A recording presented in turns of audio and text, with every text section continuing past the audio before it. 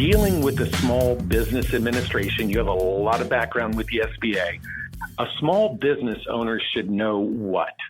A great question. And if I was going to finish that statement, it should be, what are you looking for? And the reason I say that is just because so often small businesses approach the SBA and don't really know what it does, what its value proposition is. And they may get bounced around between different offices.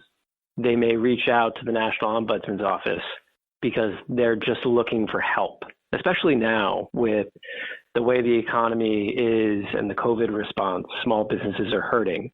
And if you don't know that there's an office within SBA to help with regulatory enforcement at federal agencies, you're not going to know to go to the National Ombudsman. If you don't know that there's someone who advocates for small businesses in the federal regulatory process, you're not going to know about the Office of Advocacy. If you don't know that there's someone who can help with funding, you're not going to go to the Office of Capital Access. So while it may seem obvious, knowing what you're looking for going in is a huge help. Is it enough to is it enough to merely go to the Small Business Administration website, a website in which I spend a lot of time, but is it enough for a business owner just to sit down at their computer, go to that website, and have all their questions answered? The website is 1,000% better than when it was when I first started. It has a lot of very specific answers, but even with government contracting, for example, there are a lot of nuances that you won't get from SBA's website just because it's very specific information that would create it would obscure the information that they're trying to give out en masse to every small business.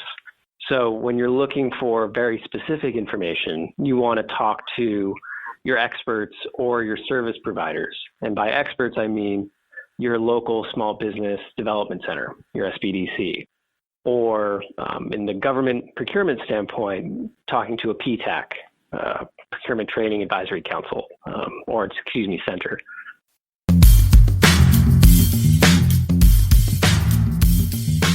Women-owned small businesses, WOSBs, describe that special designation along with any tips you would have for a WOSB pursuing public sector work. Sure. So broadly, I would say every business should consider public contracting work because especially now with where the economy is, where small businesses across the country are hurting, we as business owners, myself included, want to look for a steady stream of revenue, a steady stream of work. And the federal government's not going anywhere. So if you can get into government contracting, you should. And if you fit into certain socioeconomic categories, you have an advantage going in. They want you to be involved. They want you to get a contract, a task order, a general set aside, whatever it is, because they want to increase the diversity and increase the reach of those public tax dollars. Women-owned small business designations is one of those categories. And the tips I would give to any business that's thinking about getting into the space, whether it's a women-owned small business or a minority-owned or a service-disabled vet-owned business, is to think about the ownership and the control of your business, because those two pieces are crucial to certifications before SBA. Ownership, having over 51%, whether it's an LLC or a corp or a sole proprietorship, whatever it is, making sure you have over 51% owned by a member of that socioeconomic class. So that's an easy barrier to overcome usually.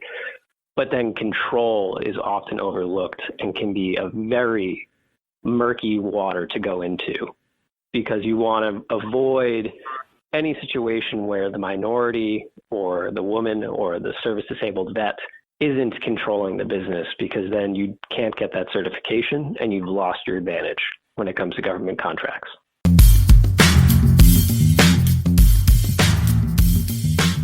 Right now, Dan, there are veterans listening to this show what would you say to them about pursuing government contracts? I know you touched on VOSB a moment ago, but can you elaborate specifically on that program? Absolutely. And I know it goes without saying, but Bill, thank you for your service, and thank you to the service of your listeners. The thing I would give, aside from what I just said, which is focus on the ownership and control of the business to ensure that you are indeed eligible for that certification, is to make sure you keep it. So I have represented clients in this current firm that I have, my previous firm, and my entire legal career. And businesses often get a certification but fail to keep up with their certification. They take on a project, and to bring in an investor, they change the way the company makes decisions, or they revamp their bylaws and include a unanimous consent provision to ensure that everyone has a say, because that seems like the right thing to do at the time. The issues with those things is that it takes away some of the control from the service-disabled vet. And even just that one provision within your bylaws can kill your certification and kill your preference when it comes to government contracts and when it comes to the VOSB program. So obviously pay attention to ownership and control at the beginning, but don't lose track of it.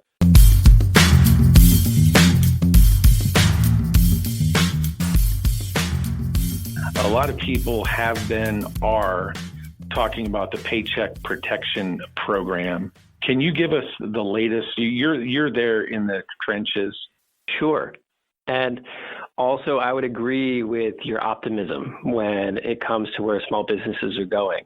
There's obviously a lot of pain right now with the way the economy is, and the economy's having to shut down temporarily to battle COVID-19.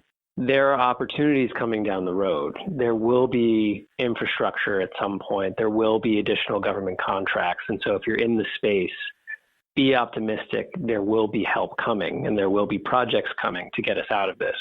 When it comes to the PPP loan program, you're right. I have been in the trenches. I've been working with several clients on not only ensuring that they're eligible for the program, but also making sure that they're up to date on SBA's regs. Because as many people have seen, SBA is trying to react as quickly as it can to the crisis, but also to the fact that certain companies received money that SBA or the public don't think should have gotten them.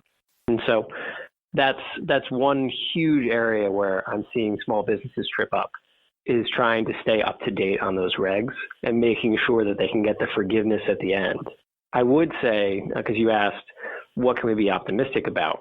Congress is talking about doing additional programs, whether that's through PPP or another program through SBA, to still help small businesses get through this crisis. It's unclear what they'll pick, if they'll pick a revamped PPP program or if they'll pick the Restart program that has been proposed in the Senate, or something in between. That's unclear. But it is clear that they want to do something else.